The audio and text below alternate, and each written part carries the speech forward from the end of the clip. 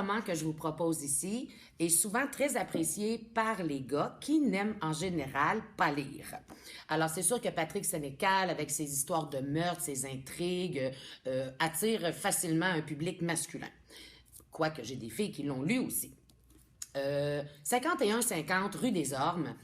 C'est, en fin de compte, l'histoire d'un homme qui, à vélo, fait un accident et se ramasse dans une maison où il y a une espèce de psychopathe qui reste là et il va fouiner dans la maison et ça va irriter le propriétaire qui va le séquestrer dans une pièce.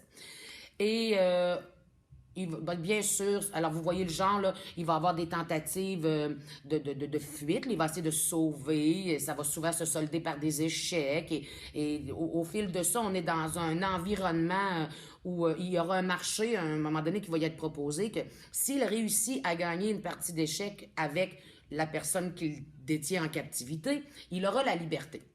Ben là, il en gagne pas, et bon, c'est cela.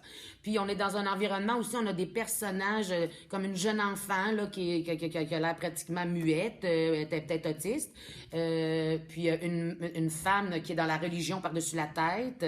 Alors c'est un environnement un peu de fou, où on se met facilement dans la peau du captif pour se dire, mon Dieu, qu'est-ce qui va y arriver, puis on comprend très bien l'ambiance.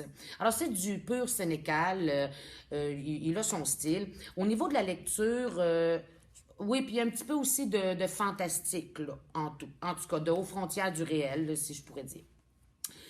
Euh, Niveau de langage assez courant, vous n'aurez pas besoin de dictionnaire, c'est assez dynamique, il y a beaucoup de dialogues. C'est un livre qui est apprécié des élèves qui l'ont choisi. J'en ai pas eu un encore qui a dit ah non, je change de livre rendu au tiers ou au quart. Et puis, je n'ai pas bien plus que ça à dire.